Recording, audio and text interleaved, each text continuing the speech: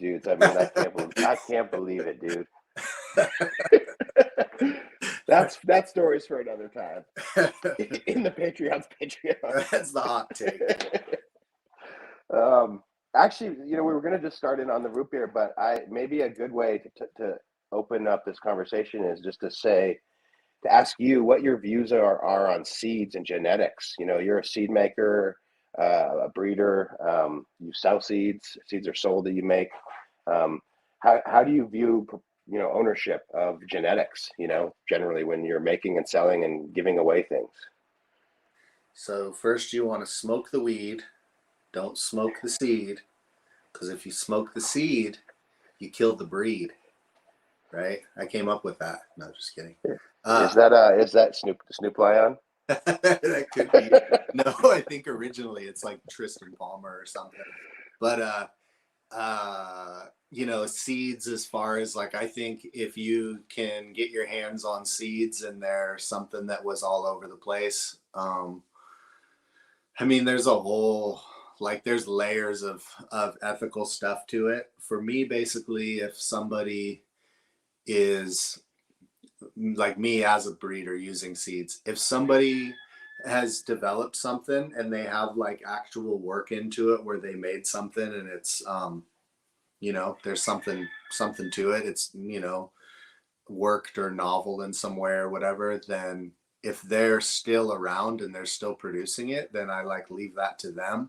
Not only because I think like, oh, I don't want to step on their toes or I don't want to eat their food or whatever, which I do think that's a thing, and you should be like, you should have like some manners, basically, like, hey, this, otherwise in a sense you're kind of making a knockoff product, right? But the deal with it for me is like, if I already know that somebody's doing good work with something and they're keeping it around, then like I don't want that job anyway. Like, I have the job of the things that I work on and develop. Like, when you're doing work towards that, you wind up with things and you're like, all right, now I'm in charge of this and I'm the one who needs to keep making it. Like, almost if somebody really completely took over something that I put out and they started doing better work with it than me, and I knew that they were really into it and they were going to keep going it and preserving it and doing it, then I'm almost like, I don't need to do that anymore. Like, sweet, I can do something else. Because you get, I don't know, if you're conscious of it, you get this feeling of responsibility that like, okay, these plants are from right here at my place and I made these seeds and they're only here, and I can go ahead and give them to people. But a lot of people who get seeds, they just want to try them. Like, when I grow vegetables, I'll get like a tomato seed and it's an heirloom, but I know that people are keeping this heirloom. So I'll like grow it, and maybe I'll try to keep seeds, and maybe I won't keep them pure, and I'll grow them and they'll be hybridized on accident and be like, whatever. Now next year I try a different tomato. I know a lot of people are going to do that with the seeds that I make. So I feel responsibility to like keep it around as the thing that I've made that I know is like valuable and has something to it. So when somebody else has something like that, I'm like, cool, they're doing that. I know that that's preserved over there. They're responsible for that. They're going to take care of it. And I don't have to like get my hands on it and try to have it too. Like, I can get my hands on it and have it and just grow it. That was a problem in my mentality when I first got seeds back in the day, because I got the seeds and I was like, okay, cool, I'm going to grow these. And then if I like them, I'll get some more from so-and-so because they've had it for years. And, maybe I can make it cool if I cross it with this other thing. And then after a while, I'm like, okay, those were really cool. Now I've done work with it for years in the hybrids. I really want that same original pure thing again. You hit people back up and they don't have it anymore. So now my brain has changed on it, where I'm like, okay, if I have it and it's really cool and really valuable, like, I need to keep it around, because even if I give it to people, they're not going to feel the same responsibility because they didn't develop it. So if I develop something, I'm like, all right, I better kind of keep it and work on it, so that it'll keep being around, and I'm the one who knows what's in it. I know how to see like, oh, don't use that one. That's an outlier. That won't keep it being the same thing. That one, cull that one or whatever. So for me, like it goes beyond the ethics of it to where I'm just like, if somebody's making something and they are doing their thing, like famously, like DJ Short doesn't really want people to breed his blueberry, and he still apparently makes the seeds or has some part in that, and they're available. And for me, I'm like, cool, I don't even need to like touch the pure blueberry work, because I know there's somebody who's enthusiastic about it and they're doing it. It's really big, it's established, it's famous, people are going to make seeds of it, people want it pure. So like, it's not just because I'm like, oh, I don't want to step on DJ Short's toes. It's because I'm like, what? I don't need to do anything with it, because I'm not gonna take it anywhere. He's not gonna take it, and um, you know, I don't really need It, any part of it. let me just ask a question there. I mean, the last part, like I hear what you're saying, but I don't know that that's entirely true. I mean, in this case, the root beer stuff has a blueberry pheno in there that I think is really fucking phenomenal. And I was not expecting it at all when I was looking at the seeds. Obviously, you don't attach those two flavors in your head when you drink a root beer soda pop. But I think that like it's the best root beer or best blueberry I've ever had, and the genetics behind the root beer genetics are so strong and stout and potent. They offer all these other things. So I'm just throwing that out, I guess, for conversation's sake. Yeah, no, for sure. I mean, it's not that like not like that there you couldn't make another blueberry flavor. Like here back in the day, like I know a dude named Chris from up by Redway, and he's like, yeah, I made the blueberry that everybody had in Humboldt in like 1983. Like the blueberry that they had up there back in the day was a different blueberry, and it was a fire ass blueberry. And blueberry is one of those smells like, yeah, it could pop out here or pop out there. So it's not to say like, oh, he's got that flavor cornered. I just mean like as far as his whatever that cross is, it's available. He has it, and if there was something in it that I really wanted to say, okay, I really want to use that specific blueberry to do something like as an ingredient, or I had a really good idea, like I'd be like, cool, okay, I'll use it. I might try to hit him up and be like, hey, do you mind if people work with this stuff, or whatever it is. But just in the sense of, I mean, I'm just using it like as like a vague example of like something that somebody has that they have, and they're really do like they he's had it for so long, he's done so much with it, and I'm like, okay, cool. So even though it's not that I don't think that I could maybe take it and go, oh, well, who knows what he's running? Like maybe if I sit here and I go ahead and I pop 5,000 seeds, I might be able to make like the baddest blueberry ever if that was my focus. But because it's like not something that I developed, I don't have an emotional attachment to it to where I'm willing to do that kind of work with it. And because it's just not something that I really like. Now, if it was like, maybe if it was like Sweet Tooth from Breeder Steve, which I've seen that was super killer, and I just got some old seeds from my friend Scott that did them, and they're like, I'm like, dude, they might be really killer. Now I know Breeder Steve isn't super fond of people like using his names and everything, but he doesn't seem to mind people using his genetics. But regardless, it's something that I'm more interested in, and I might go ahead with that and go, oh, dude, okay, I want to increase these and look through 500 and see what's really there to try to find this stuff. And that would be, even though it's something that I know is there, maybe it's because I really like it. It would be worth it to really go all out like that. But like in general, for me, just as somebody, I'm like, um, I don't need to work those things as much. Like like with the root beer freeze, you're doing the root beer freeze work, going through all kinds of stuff from those seeds.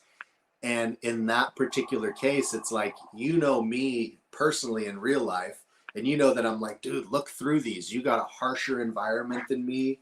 You're going to be able to know which ones are mold resistant better than me, PM resistant better than me.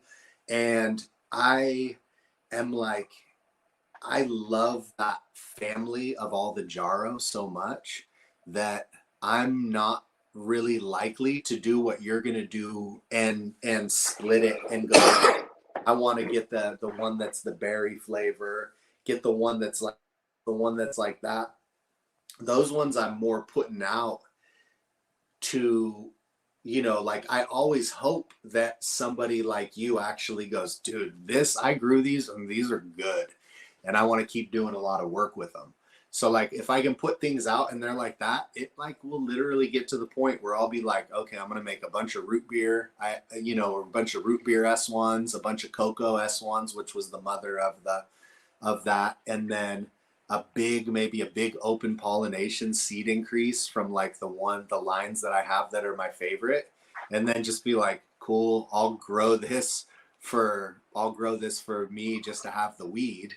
And then, you know, if I know there's someone like you who's like, okay, I'm going to look through this a bunch and do a bunch of stuff, I'll just be like, sweet. Like, did you ever get that narrowed down? You got the straight berry one? Like, dude, give me back some berry seeds and then I'll check out what those do. And I might even use those seeds that you made from that have been developed from something that I started and be like, give me back those. I think you improved it in this way or that way. Why am I going to sit here out of ego and go, but they're not my lines, they're Dutch's lines? I just be like, fuck, give them back, bro, and I'll do something with them too. But in general, like with just like to the original point of like what about just with seeds, like anything I put out, I hope it gets adopted by somebody who goes, okay, I really want to do a lot of work with this. Like Beanstalk Genetics right now is doing a bunch of stuff with the Lime Pop Kush. And the same deal, I got F4s back from, or F5s back from him that he made from F3s I released. And I grew the F3s he grew this year going, okay, I'm going to look through these. And I grew them all out. And I was like, I don't know, like I like them, but looking at the structure that he locked in with the selection that he made, I was like, I can't say that there's any here that are like far and away better. So I just look at it like, all right, well, somebody's doing a bunch of work with that particular one. I have the seeds back from him. I have my original F1s. I have a bunch of stuff. I looked through the original F1s and I was like, I don't know, the one that I grew originally, the number 1 and the number 4 out of that original pop when I didn't have that many of them, those ones I was like, these are awesome. And so when I went back through the F1, it was like I didn't like beat it far and away. Maybe some could have been better, but not to the point where they stuck out like, oh, these are as amazing as those. So then I'm like, all right, well, I don't really need to jump back into the F1 that much. I probably don't really need to jump back into the F2.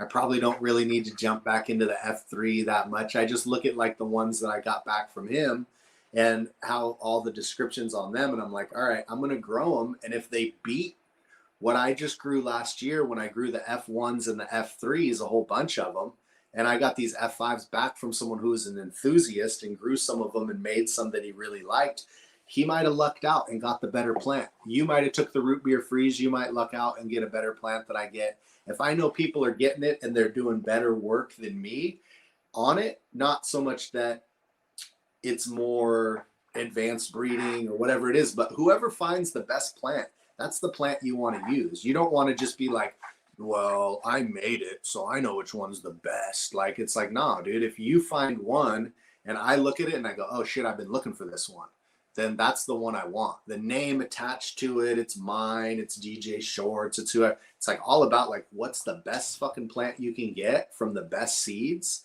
And then what's the best work that can be done with that, regardless of, you know, and that's how a lot of real plant breeding is done. Everybody's not like, dude, I made this one and so it's mine, and this is the so-and-so, this is the Mean Gene's root beer. It's like, if you find a root beer and I like it better than mine, I'm like, dude, I'm not the plant. It's not made. I didn't spring from my loins, right? Like, I'm gonna be like, dude, give me that fucking clone. I want to use that one instead. So like with all of that, you know, seeds and all that kind of shit, to me, what I want to see is people use the best stuff regardless of whether, oh, it came from this dude and he's a dirtbag, or I had one and I found it and this guy's was better, but I didn't want to use his, or all any of the like the weird little splitting hairs about it, like about people's personalities and all that shit. I don't really subscribe to that. I definitely, if somebody right now, the big shit is all that belief thing, right? Where they're like, yeah, you hear the tape and dude is like straight up like beating, strangling his girl. Like, yeah, I will never give that guy $1. I will never promote him. I like, and people are like, oh, everybody's got bumps in the road and this and that. And I'm like, yeah, everybody don't choke out. Not to mention this dude's older than me, big white beard. And he's he's dating this little girl and then he's going to choke her and slap her. I'm like, dude, somebody's going to get you for that. You know what I mean? Like you got to deal with their uncles and shit, like that's no good. So for me, if it's something like that, I'm like, yeah, I'm not going to use nothing that he made or give him dollars or any of that kind of stuff. But if you already had used his plant and you made some stuff and you liked it and you seeded it and you did, and you paid him all this money for everything, I'm not going to throw the baby out with the bathwater. You gotta look at it like these are plants, and they're if the plant is good, the plant stands on its own merit.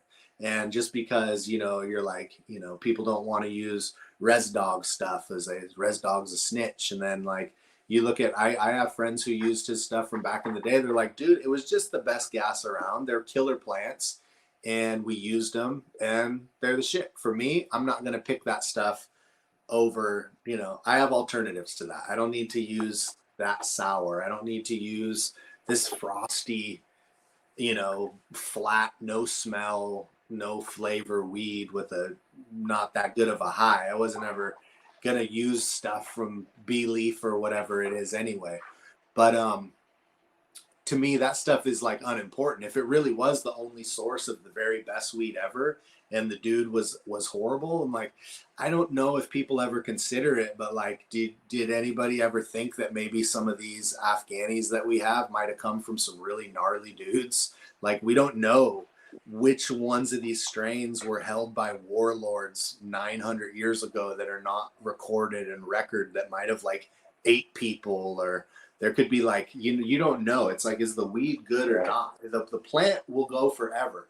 All these people are going to come and go and die out and wither and blow away, and there's still going to be these genetics if you keep them going. So if the genetics are really valuable, it's like, dude, you gotta get the good seeds, make more seeds, do the best work with them. And all the questions of ethics and all that other kind of stuff is like, those are interpersonal things. I don't think they relate to the plants very much. It doesn't mean that like, yeah, some people aren't shitheads and doing terrible stuff, but like, what are you putting it on the plants for? Like, don't use the plant that's going to popularize somebody who's horrible contemporarily right now. Like, that doesn't make a lot of sense. But at the same time, like, if the plant's good and the seeds are good, like, just because you're like, oh, dude did such and such, or so and so was over here doing this or that, like, you still got to kind of judge the plants on their merits. And the same goes for, with like people, if they're good genetics, like, some people are really horrible and they're not good people, and they do like work that's amazing. They don't go just hand in hand. Like, yeah, I want to get shit from Bodie because I know Bodie. He's the coolest dude. When you get it, it's extra good vibes on it. He's super cool.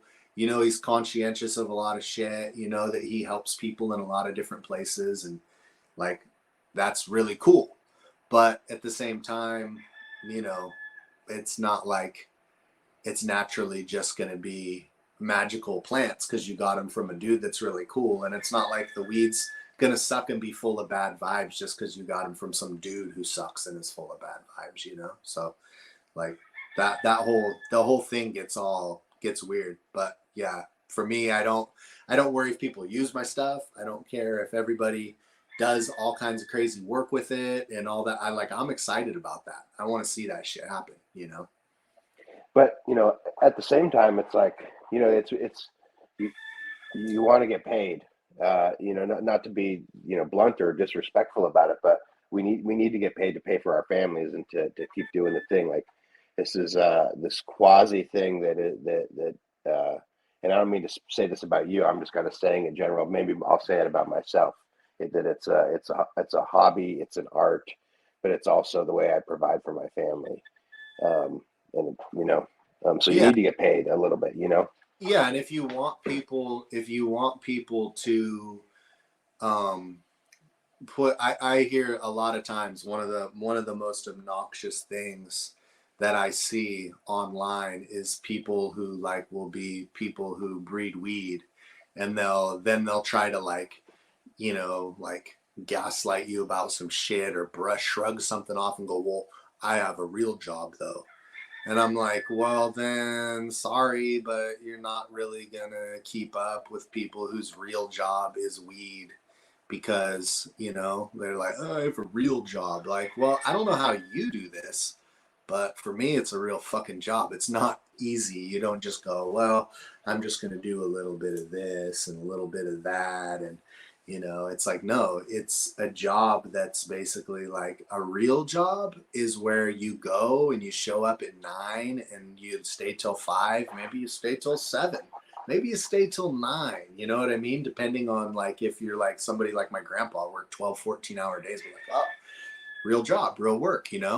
But then when you come home and it's the morning, you got the morning. When you got the evening, you got the evening. You got your weekends, you got your holidays, you got your vacation, you got all this shit.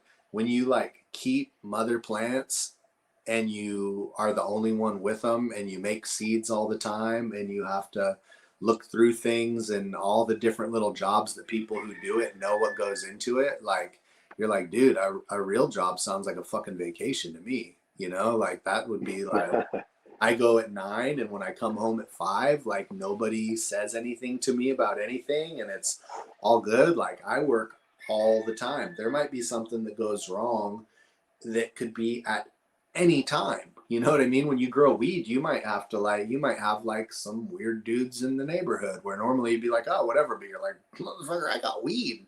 We got to like see what's going on out here all the time. You have to constantly be around. You can't just be, oh yeah, I'll just go on vacation for 2 months and I'll just cross my fingers that when I get back, my plants are alive or whatever it is, and there's people, of course, who are better than me at delegating stuff, letting people take care of stuff and all that. But for me, I'm like, I don't even like I'm not comfortable with leaving my stuff with people for very long at all. Like I'm just like, stuff goes wrong when I'm here and I know exactly what's going on. So what happens when it happens to somebody else and now it goes wrong? And then you show back up and you're like, did you guys not realize everything is really gone wrong here? And they're like, well, I didn't know about that. And you're like, well, I can't hold it against you because you don't. But if I was here, I would have known. So like you have like a 24/7 job when you're really involved in weed shit, and especially with breeding. It's so easy to like have anything go wrong. Like even with growing weed, like when you grow weed and you wind up your pounds, you're like, oh, there's a few seeds in here or whatever, and you're like, oh, mysteriously there's a few seeds in your weed. Cool. Maybe like you had like a couple nanners pop off on whatever, but like in a big breeding hoop, I have to like go underneath there and be like every plant all the whole way across and make sure that there's never anything has gone wrong with any kind of intersex on all these different clones. Like you got sour clones in there. Like, did they herm this time? It loves to herm. Did it go? No. Okay. No. And if you're going through and all of a sudden you look up and you go, oh, there's a cluster right there. I didn't see it on the sour. There's a cluster. I didn't see it on the whatever the hell you were growing, the OG. You're like, well, scratch this whole fucking thing because now all of a sudden there's a whole bunch of unknown fucking parentage in here. Some of these seeds are going to be cross sour. That's not what I was making. Like all of these little things can go wrong with all of it to where you're like, fuck, all right. I just screwed this whole thing. And So it's like it is a job, and you do have to, you can't just do it. You can do it on a hobby level and have it be a hobby, but as soon as you go, okay, I really want to do this shit and I want to just spend all my time doing this because I feel like I'm not getting to where I want to go, and then you really dive into it, you're like, oh my God, right? Like, because you do these Well, big. these more. That's why I kind of just thinking through it, and these weird moral things, and you and I are in the middle of it. Like if someone from the outside looked at it, it was like, Dutch, you're fucking selling clones of Gene's root beer. Like what the fuck, But it's like also this weird thing where, we've been talking about it. I put 2 years into the fucking thing, and not just like 2 years in a tent, like 2 years in my greenhouse, and indoor in my field. Like it's been a ton of work, um, and I'm really, I'm really stoked about the gene pool, and I'm really honored to be able to work with it. And so, um, it's just a little bit weird, I guess Well, what I'm doing, but it's yeah, also really cool, and also how it should be, and you need to be paid for the work because you put, that's what we're leading into finding. I want to ask ultimately what was the work you put into it, and then we'll later talk in deep detail about the work I put into it, so that people can get the picture. And it's, and then to think about the people before us that put work into, all these other things. It's a whew. yeah, and I mean, knowing like, okay, cool, you're gonna go ahead and look through thousands of these things to try to find these cuts that do what you really wanted them to do, um, and you being in like an area where it's harder to grow things. I can give you things and be like, dude, these kill it. The fall doesn't affect these here at all, and you'll take them and you'll be like, dude, a bunch of them melted. They could not take. I remember I gave you, I think, Sky Jarrow, and I was like, dude, I don't get a gram of mold on these here. And you were like, oh, I had some that I didn't get a gram of weed off of in Washington. Yeah, Totally different. So you're taking all that risk to be growing there in the first place because most stuff doesn't like to grow. Then you're taking all this time, all this energy, all this investment, and to go through it all and then just be like, hey, yeah, I found this really good cut, and I'm just gonna hold it. I have a cool thing in my library. It's like, no, you have to have some kind of a mechanism to be able to figure out how do I make it worth doing this work, which is how everything works. Like that's how the world works. It's like you look at something and you go, whoa, that would be really cool if we could do that, but we would have to figure out how it would be possible.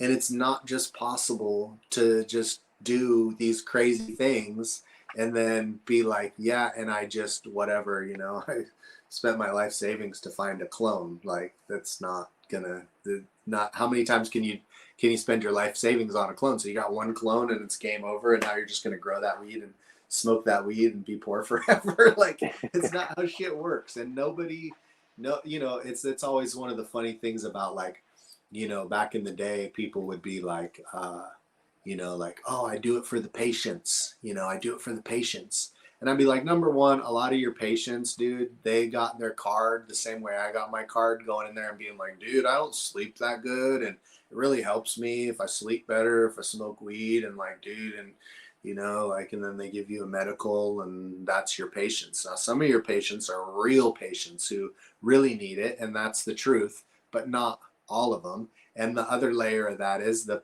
patients, all who really do need it. Doing it for the patients means that you make sure that you're providing them with the best thing you can possibly provide them. And you're conscious of that some of these people who get this weed are going to be like really needing it, and it's really changing their life to have it. And it needs to be like as clean as possible, as well done as possible, the best genetics, all this stuff, to be doing it for the patients. But at the same time, there's nobody who had the luxury, except for a few people, few and far between, who can go, I'm just going to go ahead and grow all this weed to supply everybody with all this medicine, and also I'm not going to get anything back for it. Like it was always going to be, there's always going to be compensation. There's people who like were really greedy and wanted to get a lot, and then there's people who have their medical and they're like, basically, if I can make enough money to keep my place, to have my garden to produce this medicine, then there's what it is. And to me, you know, the whole medicine thing was always funny because I was like, it's just weed is just inherently medicine. It just is all it is. You can't do anything other with it. Like you can put that shit in a gravity bong and pass out and bump your head and do all this crazy shit. And in the long run, it's like, dude, you were mostly better for it. It's naturally all, it's all medicine, right? But you did want to have like the best stuff for everybody. But it's not like anybody was ever doing it like it was like for the patients. It's like, yeah, the weed is for the patients, but the job is for some people like me, the job was for the job. I was never somebody who was like, I only grow weed for the, I was like, no, I'm growing weed to afford to grow weed.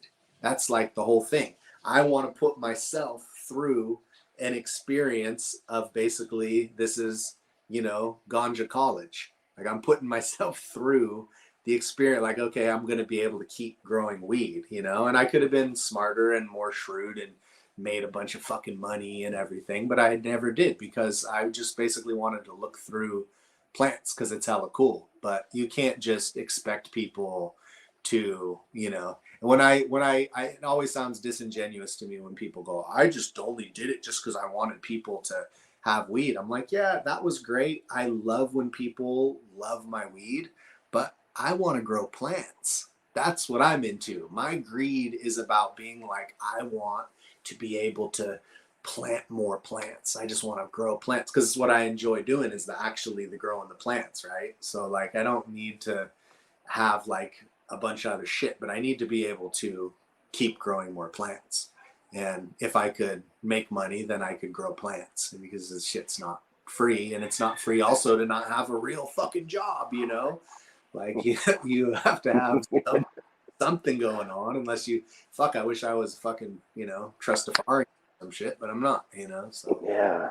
yeah, but it's a real thing, you know, it's a reality of all that.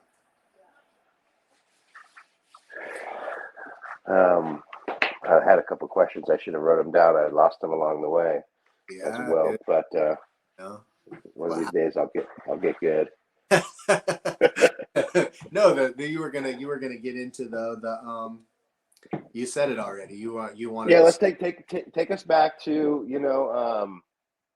I guess the earliest parts of how root beer was created in terms of what were the first genetics you got that you started compiling and making crosses that made that Okay. and how did you get those like Yeah, how did you get the headband you know yeah. So we're gonna go back to 2015 BC, and we're gonna go to a ruthless warlord somewhere in the northern Middle East who was just the best at making hash bags out of.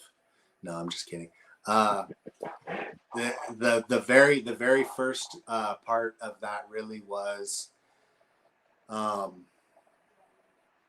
going all way back with it was really like a smell of weed we used to smell, and you'd smell it burning, and it was always like fuck, and it would mostly be in Humble. To be honest, it would be less in Mendo. We wouldn't smell it that much, but when we'd go to Humble or you'd be at like shows, you know, mostly like at Reggae on the River, we'd notice you'd smell the smell and go, fuck, what are they smoking? That smells so fucking good. I wish we had, you know, like what is that? And then occasionally we would get a plant that would pop out of something and it would be like that. And my buddy, he called it reggae weed because he'd be like, when we'd burn it, he'd be like, oh, that's some reggae weed. Like, oh, you smell it like Reggae on the River. And so, you know, over the years, it would be like, oh, you get this plant or that plant or that plant. And finally, my buddy got some seeds. My buddy Nick got some seeds from this dude, Jeff, and they were this old black Afghani. And when you would burn it, it would have like that reggae weed smell, you know? People who know Bubba, people who know Hayes know that there's this thing that gets in the air that's real distinct where you smell it. And there's varying degrees. It's not all the same, but it's this thing that happens with the smoke where you smell it and you're just like, that's that thing, you know? Um, and So there was basically the only weed the first weed that I had that I grew myself was this old Big Bud line from our buddy Barry. And that is in some of my other stuff. When you see me say Dirt Big Bud, that's in there. But from there, I never got that. I only got it out of the straight Big Bud seed that I got from Barry. And this was like 94 or something. And me and my buddies had this garden like out in the woods, like across the road from where his property was. And the funny enough, this is the same dude who I ended up getting the Black Affy from later. But when we were in high school, we had this gorilla garden, and we grew it up on the hill, and it was like 4 partners, and the whole thing was all convoluted and shit. And we didn't get very much weed. We could only get the water so far up the hill with the pump that we had, and you'd have to go up the hill, and when you got to the hill and made sure that the hose was in the trough for the water, you'd fucking shoot the fucking 357 mag, and then they'd start the pump way down at the bottom of the mountain, and then we could only get it up though to this certain point, and then from right there we'd have to carry in buckets up to the plants, and we grow these. And there was this one plant that was just beautiful. It was like that classic kind of like Hindu Kush looked like in marijuana botany, where it was just a Christmas tree with the big leaves with the fat buds and just beautiful. And when that thing finished, everybody was like, we were like, all right, everybody can like keep a plant. We were calling it like our Christmas plant or something, and everybody wanted this plant. So we ended up saying like, look, there's not that much weed here. We're only going to get a big sack. We'll probably all get like, I can't remember. I think we all got a pound or something. And everybody wanted this plant. So we're like, all right, Christmas hole is going to have to be like a different deal. And you can't just, this guy picks the biggest plant and this guy wants a little plant.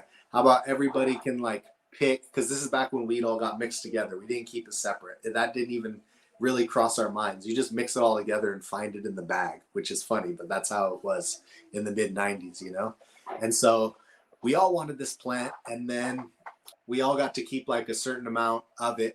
And it was like, I think I wound up actually keeping some of the Dirt Big Bud clone, because I had these little clones. They were like just these little like double stalks, because I topped them early and they just got these little canes, not a lot of weed.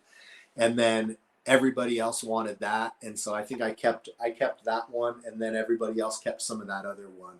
And then we had the mixed weed. And after everybody ran out of that, they all were like, looking through, me included, through the other weed, going, where'd the rest of that plant go mixed in here? And we just wanted to get every little fucking scrap of it, because it was so bomb, and it smelled like coffee.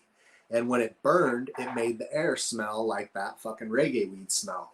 So we were super, we were just so pumped on it. Also, yeah, it's really potent, and the taste, it just tastes so fucking good. So the next plant that I ever got, that was the let me pause you there real quick, because we're getting a little bit of static. It wasn't so bad before, but it's getting a little heavy. Yeah. How's your connection? Yeah. Okay. Oh, I'm just kind of Can you hear me now? More clear? No, it's still kind of computery. Okay, I hear you a little bit too. Let's see. Let me check what my connection. Let me pause the recording. Digging out weed out of the bag. Maybe start from the part when you guys were just like going into the bag looking for the last little bits. Yeah. Okay.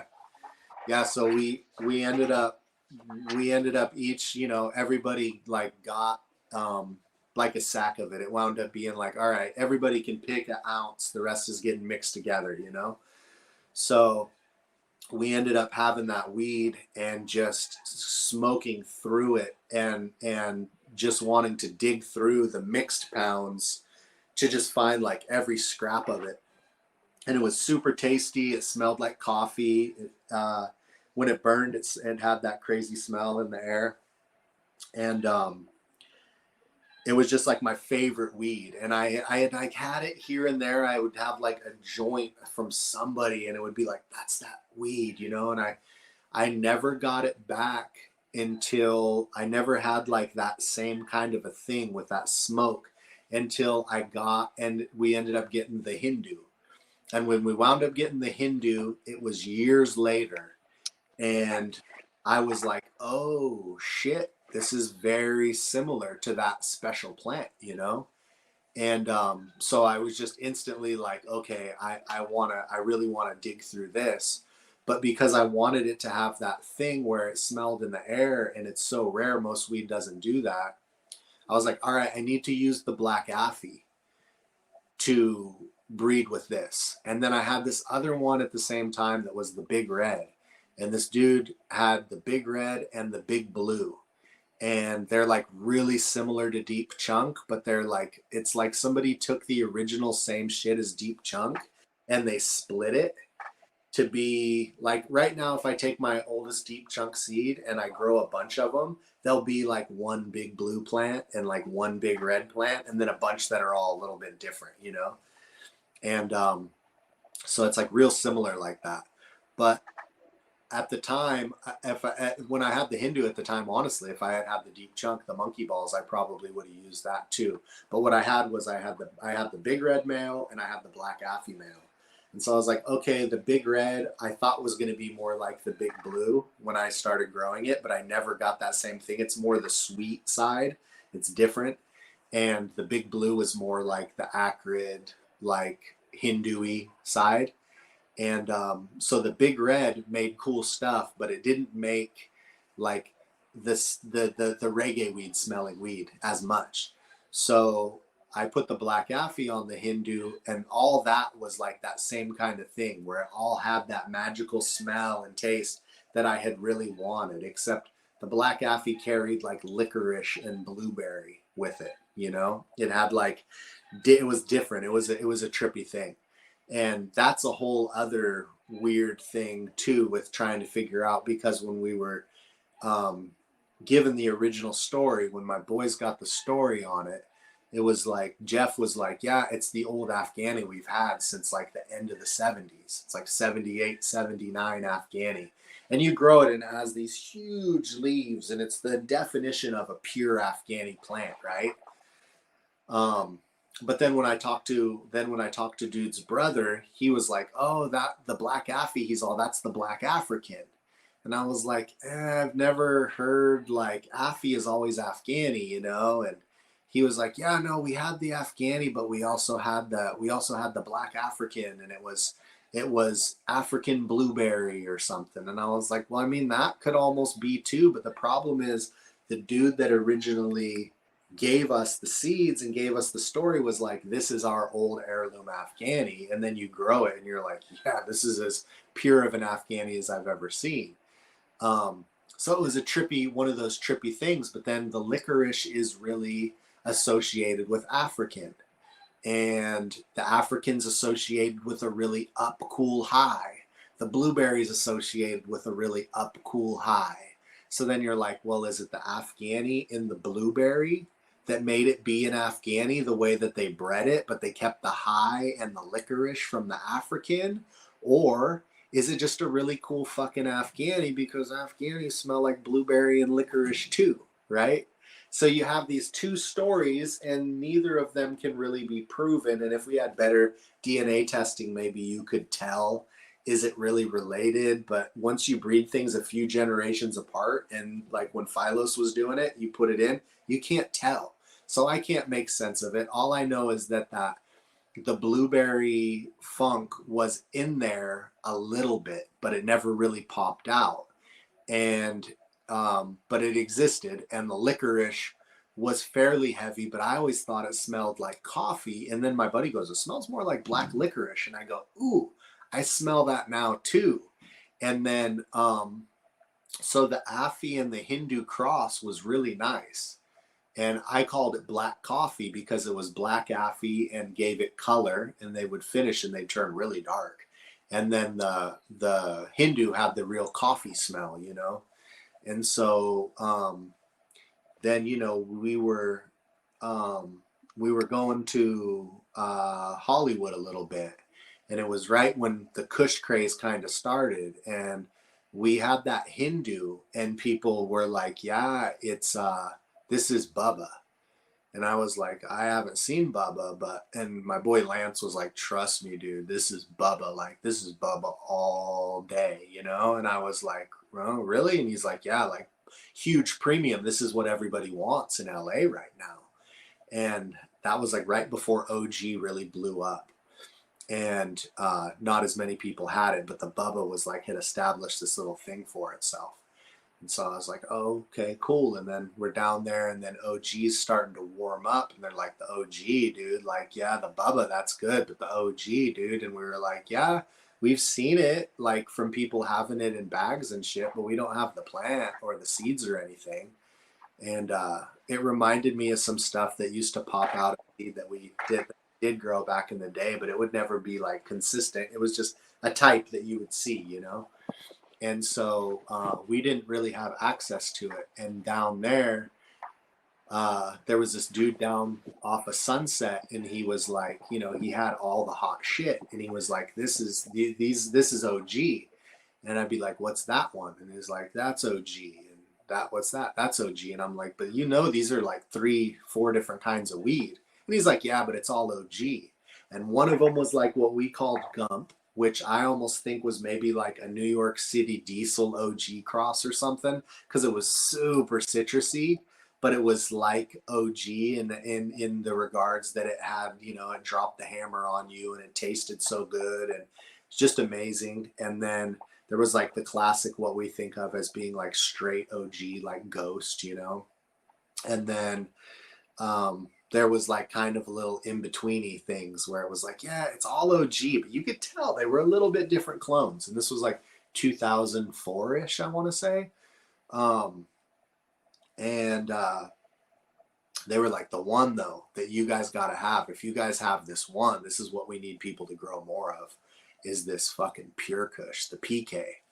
And like, oh, okay, cool. And they showed it to me, and I was like, holy shit, I smelled it, and it smelled to me like baby powder and Fruit Loops and halitosis. It was just like, whew, and it smelled like OG.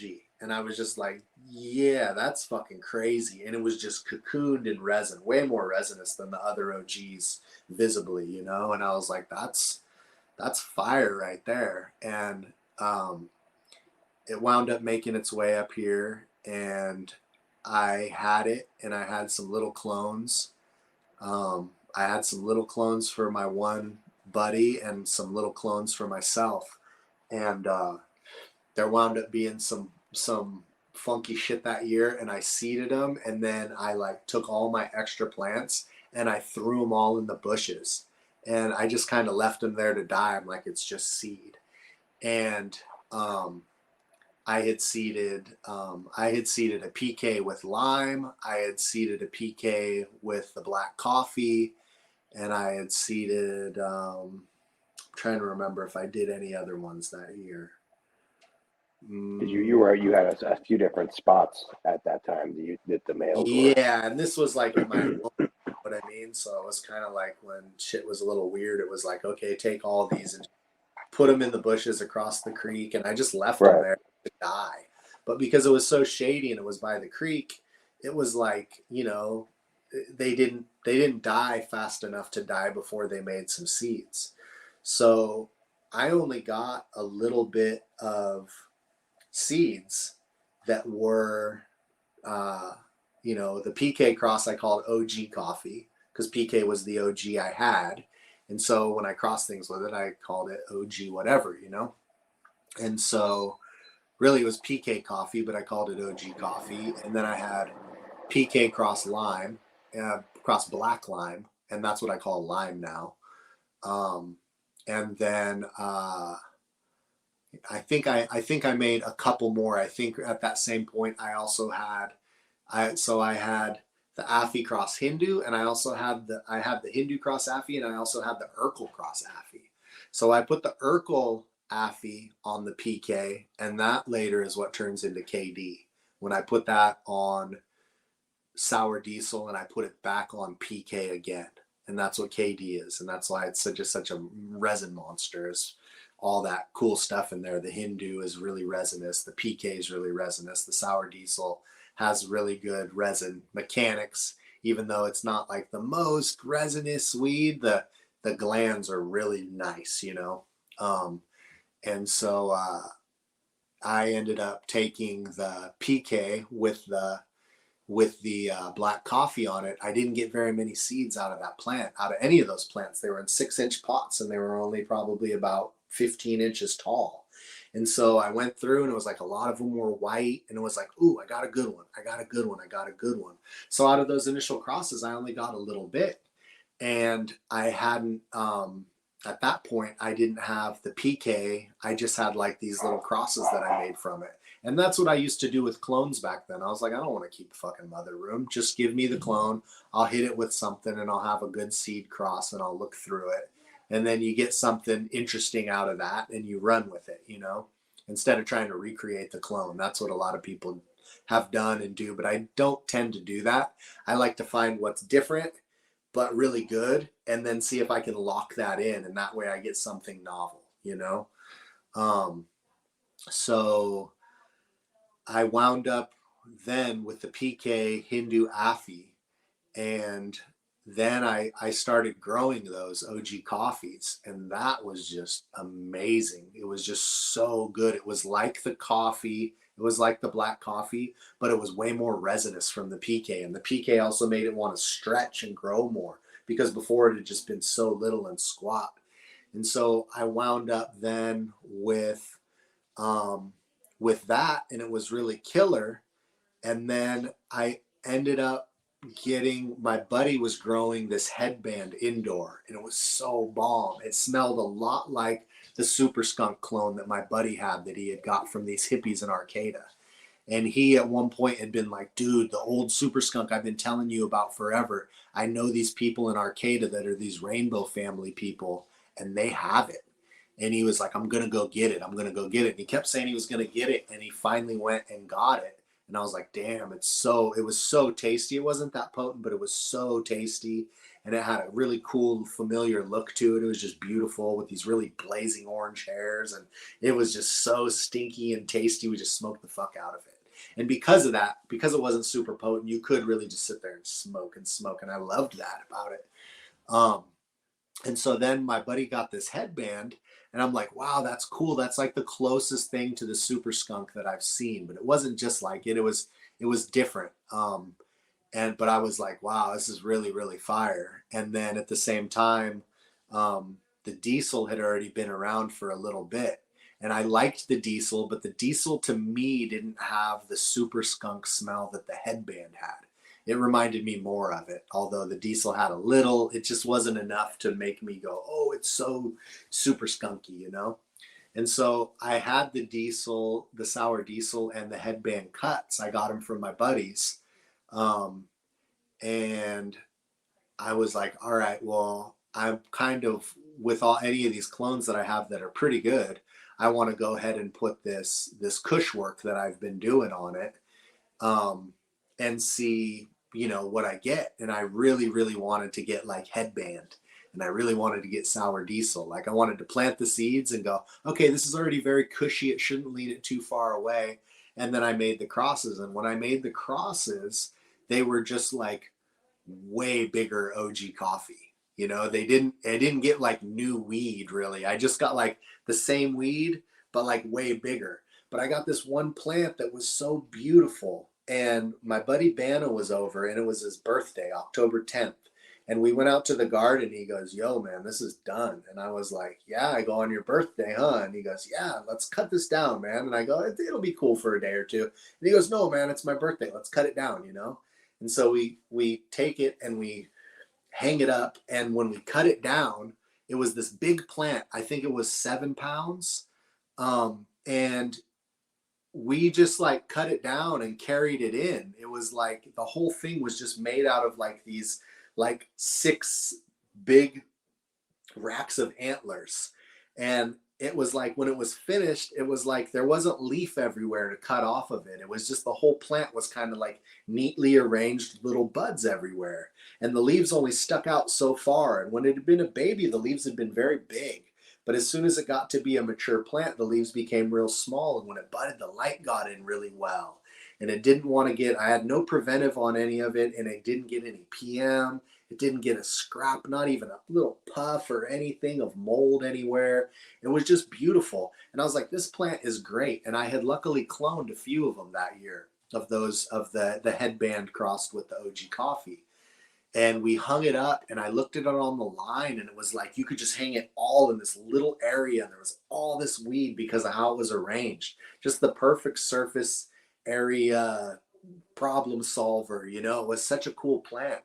And the buds were just all bud. The leaf was kind of separate from the bud, and it was just like they were these nice little chunks that were, you know, beautifully shaped. And it got right to the finish, and when it had finished, it had just gone boom, and it had just turned all into just like, it looked like it was seeded. It's that kind of weed, you know, which is kind of like a really good like chem diesel type thing in my head, or OG, you know. And it just gets full. Everything's full all at once. It's not all at different stages. And so I was just super impressed with this plant. It was beautiful, and it didn't seem like different weed than the rest of them. And in hindsight, it wasn't very different really than the rest of them, but it was a really neat plant. And then when it got dry and we started smoking, you know, we're smoking this, we're smoking that. And of course, I have a whole big garden full of plants from seed, you know, 25 plants grown from seed, and then other little plants from little different other spots and whatever. And so it's just constantly trying different ones, different ones, different ones. And you just like would try one and be like, whatever, you know, and it kind of sits in the ashtray. Oh, this one, that one. And every time I would be like, oh, let's try this one again, because I got the clone, you know. And so we started smoking it more. And I was smoking that one and smoking Lime One. And they were both cloned around the same time. I can't remember if they were 2 different years, if it was 2010, 2011, or if it was all 2010, or if it was all 2011, but it was right there, you know. And at that point, it was just a bunch of shit growing. It didn't really matter, you know. Everything's labeled with a cross, not labeled with the year, you know. You're just like, yeah. And so I just know that the new garden started 2009, and I grew clones. 2010, I started popping seeds, and so it was either 2010 or 2011. So right in there, I got that plant, and the Lime One. And what would happen is we would smoke everything else. Me and my boy Eddie, who was working with me, helping me out, and I'd be like, dude, like, what do you want to smoke? And he's like, that one or that one. And I was like, me too, dude. I go, I think they're just way better, huh? And he's like, dude, they're just way better. And I was like, fuck, all right. And like, then, you know, I grow it again from clone a couple years, and I got cherry, and I got cherry limeade, and I got these other things. And I'm always doing different stuff, trying different stuff, always lots of little plants in small pots from seed, trying them all. And we keep just being like, dude, it just keeps being our favorite weed. And I'm like, I wonder like if other people would even like this shit, or is it just because we're like addicted to it from it being like always giving us the right high at the right time of day, and it's just what we like, and it's you know. And it just kept being like this like this amazing shit. And the funny thing is that the root beer, for a couple years, I called it grape headband, because it basically was like a really gnarly, cushy type thing, but it had this fruit to it. And I was like noticing that. That was what I was noticing. And then after a while, I started going, it smells like licorice. And it smells like vanilla and like these other things that were more subtle. And then one day I'm rolling it up, and I ask Eddie, I go, dude, I go, smell this. When it's all broken up, you know, I go, smell that. Get it on your hands and smell it. I go, doesn't it smell like fucking soda? And he's like, dude, that's crazy. And I go, dude, it smelled like fucking grape to me for a long time. It doesn't smell like that anymore to me. And he goes, no, dude. He goes, now it just smells like fucking like it's syrupy and sweet, and like I smell the licorice. And I'm all, it smells like root beer, you know? And he smells it and he goes, fuck, it does smell like root beer. We smell it again and we go, fuck, it smells like root beer. I'm like, how did we never notice that this smells like root beer? And he's like, it's a weird smell. And I'm like, yeah, I don't know how that got past us. But after that, we started breaking it up. And every time we'd roll one, I'd go, fucking root beer. And we'd smell it and we'd be like, dude, it smells like root beer. And so from the very beginning, there was always a lot of fruit in it because that was what was up front that I noticed. And after I noticed that, then I just thought it smelled like fucking licorice. And then after a little bit, I went, oh shit. And it clicked in my head. And all of a sudden it fucking smelled like root beer. And it's just weird how your senses can do that. We're sitting here and last night and we're eating grapes. And my lady goes, taste this. And it's bubbly water and it's black cherry flavor. And I taste it and I go, fucking banana. And she goes, yes, it tastes just like banana. And I go, what the fuck? And we keep drinking it and drinking it. And after the grape taste, all we could taste was banana. That was it.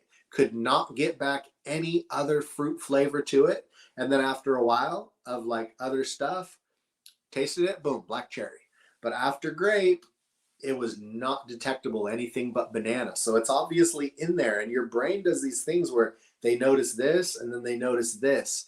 And like until something really clicks, you can go without it ever, like it's never there, And it might have been multiple grows. Like I was talking to you earlier, you get the multiple grows effect, I know you've seen shit like that.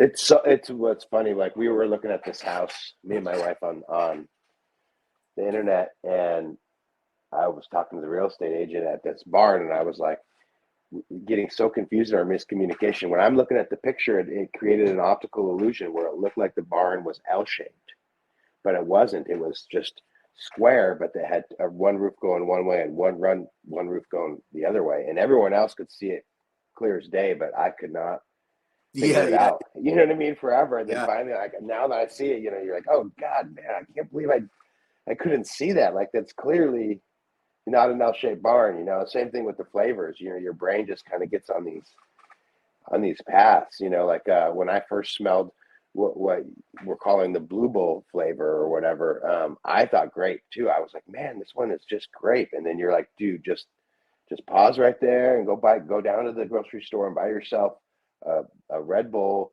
blueberry edition and just smell it. And I'm like, all right, so I did, and it's like, God damn, it is dead ringer, for that, that flavor, and kind of in a way to like train my senses, like as I've looked through the Mean Mug and I've looked through the Root Beer Freeze pretty extensively, and I'm like trying to find this, and I'm like, what the fuck is root beer? Like, when was the last time I had one? So I would go down to the store and buy all the little craft root beers.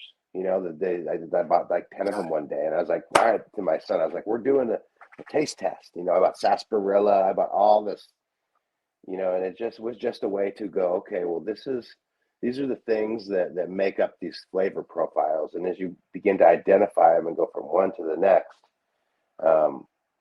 it helps you just be able to experience it and talk about it to other people. It's a really nerdy thing. It's like, but at the same time, it's the thing that most excites me about cannabis is like that, like I think really the basis of our friendship is talking about that right there, like walking around in the garden and talking about smells, and you go, oh yeah, no, but what about, and I'm like, oh fuck it, I'll run over, like, oh, I think I got it over here, dude.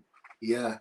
And for me, a lot of the identity of a particular weed is like its flavor, and it can be, of course, it could be like the high, like where you're like, dude, haze, everybody knows. It's like the identity of haze is not so much based on the flavor of haze, but like for me it kind of is, because if it's not the haze that if it's not the one that makes the really crazy flavor, then I'm like, that's cool. I mean, maybe it's going to get you super high, but I want both, because for me, like the smoking experience is so much, and especially because like now not as much, but I used to smoke so much that the high was like, yeah, I'm going to get high, but I really, really like want to, I want to, I'm going to spend a lot of the day actually inhaling weed. So I want it to be like the one that makes me want to do that. Some weed, like if you give me the wrong weed, like for a while, this is different, but for a while I used to smoke tobacco, but I always smoked tobacco with weed. And I would just be like craving tobacco and weed. But if there was tobacco, I'd be like, I'm not gonna fucking touch it. I don't want to smoke tobacco, not unless I'm drunk or some shit. But it would be like I would just be like I would want to smoke because I wanted that thing, and that's how weed is. Is like if you give me the right weed, then I'm like, ooh, it's really hard not to smoke it. But if you give me most weed, I'm just gonna be like, dude, I'll take it or leave it. I don't need that shit. It's just not good. It'd be like if you know, like, oh yeah, I really want to drink, and someone like had some alcohol and it was some shit I hate to drink. I'd be like, going without alcohol because it ain't the buzz that I'm looking for. A lot of it is Right. the experience of the enjoyment of it. You know what I mean? It's like I'm not kind of an eater too. I don't care if they made food that would never actually give you any sustenance. That'd be my favorite food. I'd be like, I can get some sustenance. I'll just eat a fucking piece of meat real quick or egg or whatever it is. But then just give me, you know, like I like pop Delicious flavors. because they can just sit here and eat it and you know, it's the same with smoking. I like the smoking. But you know, that's what makes the real character and identity of a strain is like what's it taste like, and it could even be what's it feel like, what's the smoke feel like, not even like a terpene flavor type thing, but like, ooh, that you smoke that and it's just all steamy or super crazy expansive or anything with character. I'm gonna be like, dude, that's just so cool, you know, like it's interesting because you expect it to just be this fucking plant and it's going to burn hot and it's going to be unpleasant. Smoke is not meant to be inhaled. And then you smoke something and you're like, oh shit. Like that was a bad thing about, luckily for me, not a bad thing because I don't have an issue with it. But like opium, when I first smoked opium, I was like, oh shit, this thing grew to be smoked. And I was surprised because I was thinking like, oh, it's anytime you smoke something, you figure it's going to be like smoking paper or smoking bullshit. And then you find these things and you smoke them and you go, whoa, that is like, why does it work so good?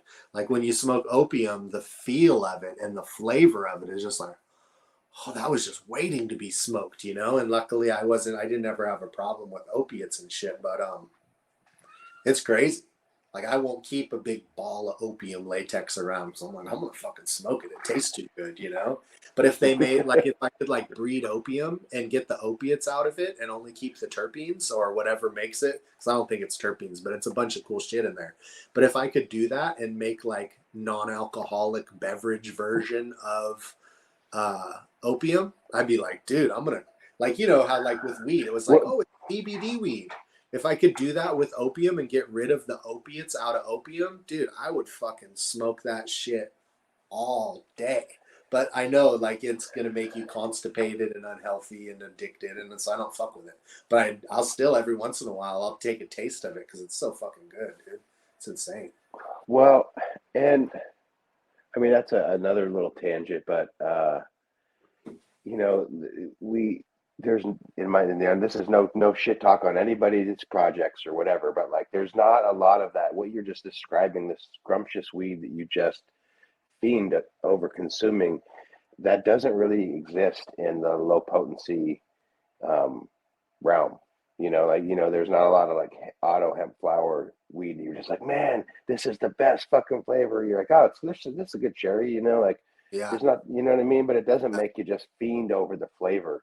yeah, And even I'll go so far as to say, in my limited experience, that the varieties that are short flowering, 6 weeks, 7 weeks, 8 weeks, even kind of tend not to have that really crazy complex thing. yeah. There's certain, and so when you get into certain categories, it gets slimmer and slimmer and slimmer of what, you know, like if you're like, ooh, I want a super cerebral, racy, insane high, and I want it to finish in 7 weeks, like, that's, you're really limiting. You're going to have to find somebody who did a shitload of recombining of things to really lock it down and get it to be there. And maybe it exists, but it's not an easy one. And the same thing with getting you know, getting like something that's really, really fast and is also really killer weed, or something that is really low potency and it's just the very best weed. It's often medium potency. It's the same thing when you get to like really high THC numbers. Then a lot of times too, you wind up with like weed that seems to be not quite as enjoyable. Like all my favorite stuff seems to be between like 15 and 25. I mean, you know, and then I don't, testing's so weird. Maybe they'll adjust it all and it'll turn out, no, it's all 12, dude. 12 is what you like, you know? It's not 22. It needed to come down or whatever it is. But yeah, once you go for those real specific targets, like things become limited. It's so much easier to just go, oh, I want big fat buds with a lot of resin. Okay, but like what's the resin do? And then what is, you know, now effect? Okay, now effect in combination with the smokability, with the texture of the smoke, the feel of the smoke, the thickness, the richness, and the great high and all that stuff. And all those things combined are what wind up leading it down to the point where you're like, fuck, we just keep smoking lime and jarro and root beer, and everything else we roll these big fat joints. And then you wind up, people come over and they go, why do you guys smoke like this? Why are those in the ashtray? And you're like, because I'm not going to waste my time smoking weed I don't like. I got weed over there I like. I tried this one. Sorry, didn't work. I rolled up a lime one. I rolled up a jarro, you know, like I rolled up a root beer. And we just got stuck on those weeds. And then we would smoke like cherry limeade, super tasty, but it's very sleepy. So it would be like, okay, that's like the nighttime thing. You get to the end, you smoke that. And like, there's a lot of weeds that are really good, but there's those certain ones where they have the effect, the texture, the everything, you know, like it, even the way it rolls up, like you enjoy rolling it. It's really Yeah. nice. It smells really good on your hands. Like that shit makes me happy, you know, like to like have the really good smell of the crazy weed, and you roll the joint and it gets on your fingers and it all opens up and it smells different than the flower and you get to smell it and you're just like, ah, I'll just sit there at night when we're watching a show or something, just I with fucking rubbing love my it, finger dude. out. Yeah, just yeah. It's a special thing. It's a whole part of the flower too. And then when people make concentrates too, that's cool too, because you can do the same thing. You can still touch it, get it, and you know, tear it apart a little bit and dip around in it and smell the jar. I'll just sit there and smell it. You know, it's like it's awesome, but you want to have the combination of all those things, and that's why you wind up arriving at these certain things. And there's only so many of them that exist, and that's the reason why when I find one and it didn't exist before, I'm like, all right, I need to keep working on this. And I'm glad to know that other people have other shit that's really good and they're working on that. But if it turns out that they're like, dude, you got to try mine and do this, I'm like, yeah, I already have these other ones though. And I kind of stuck working on them, because even if I found something that all of a sudden I liked more than the ones that are my favorites now, I'd still be like, but these are really good, and somebody else has that. If it was like a friend of mine and like they died and they were the one who made it, I'd be like, fuck, all right, I guess I got to keep making this shit now too, because somebody's got to do it. Like we got to have it. It's too rare and too awesome. And you know, like I said, we live and die, and those plants will still be there if everything goes the way it should. But if everything goes the way it shouldn't, which has happened a lot, there'll be all these really crazy weeds. Dude, in the 90s, there was a bunch of weeds that were just as good as all the shit that we all love, and they're all gone. And everybody always talks about all these things from seed bank catalogs, and they're like, dude, that was the legend. This was like, I'm like, no, dude, the most legendary shit to me only has the name of the family who had it on the hill. Everybody knew they had it. Nobody got it from them. Nobody did anything with it. We don't know the story behind it. All we know is we smoked that shit and it was so good, and now it's gone. And you're just like, dude, somebody needed to like keep it and, you know, do work on it and preserve it. And back then people didn't clone stuff. The clone never got passed. It's all in seed. Only one family has the seed. It was different seed before they got it. They picked what they liked. They got lucky in a lot of cases and wound up with this amazing shit, and it's just all gone. And that was the lesson that I learned over my lifetime, was just about like preservation of shit. You're just like, dude, it's like there's no, you know, there's just, you just look at it and you go, oh fuck, like it sucks when, you know, like when, you know, your dog dies or your friend dies, or, you know, your family, someone in your family dies, or you have a friend and their you know, their house burns, or there's all these things that are really tragic, and you're like, dude, it's really a bummer. But they're all like this real transient time thing where you go, well, we all live and die pretty quick. But with these things like that are like old like types of whatever, potatoes and any kind of like all these things based on genetics, you know, or like or like in a sense too, to look at it and go like, yeah, there's tribes of people who are like literally gone. They're just not there anymore. That's when you look at it and you go, okay, it's not on an individual level. It's actually like this whole branch of life on earth that hit a dead end, and now it's just you can never get back there from here, you know. And when, whether that happens with people or animals or food things or medicine things, like in the Amazon there's probably all kinds of things right now just being destroyed and slash and burn so that they can fucking put cows there or whatever. And there's like all these undiscovered things, and they're all of a sudden just disappearing. And the same thing happens with on a smaller level with weed. And it's like, yeah, but it's just weed. It's like, it's just weed, but as far as the plants we have discovered in our time on Earth as a species, it's like really hard to beat. There's not a lot of things that we've discovered that are more important than weed. And then you look at it and you're just like, oh shit, if you have one and it's novel and you've taken it to a place by combining these things, and now those things you started with are gone and this is all that's fucking left, and I can't get the same black affy and I can't get the same whatever to start with it. And even if I did, it wouldn't recombine the same, and maybe I could never get back to being at this plant that I like, you know? It's like, fuck. It's totally fucking gone. So the whole you know, the whole reality of it is like, you know, you gotta keep the things that, save them all, bro. You gotta save them all. you gotta save them all. But you know, you and really, yeah, all of them really. And then what's weird is to find out like how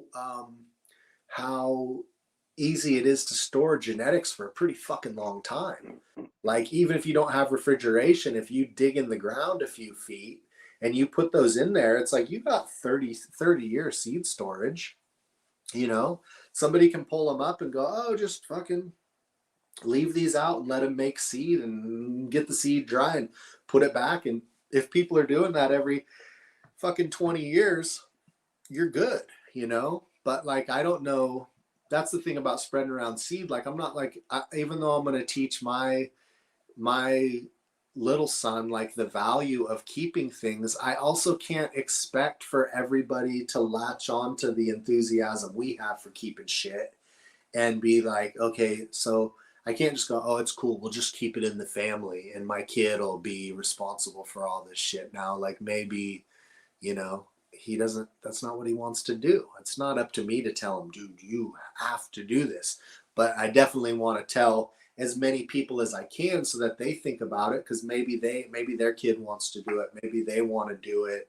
And like, I don't give a shit if they keep things that are mine or they keep the things from you, but like whatever they find that they really like, to understand that like this shit hits dead ends and then you don't have it and it does not exist and you cannot recreate it from thin air. Like that's always like, that's my whole, everybody is always you know, like has people in the weed shit when they do panels and all this. There's always a spiel like, you know, they try to fucking sell you on some kind of concept, right? And I'm like, yeah, my whole concept that I try to sell people on is like, if you really like something, like just take that little bit of extra effort to try to keep it around, give it to people who you think might keep it around, and just make an attempt, because we're probably going to fucking fail miserably even if we try. So it's like, can we just fucking have some effort to do it, you know, and maybe we'll save some cool shit. And you know, that's the whole point of really spreading things around.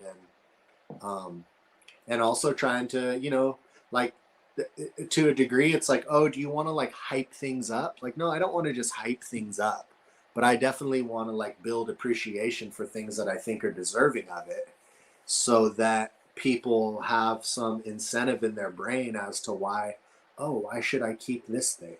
Like,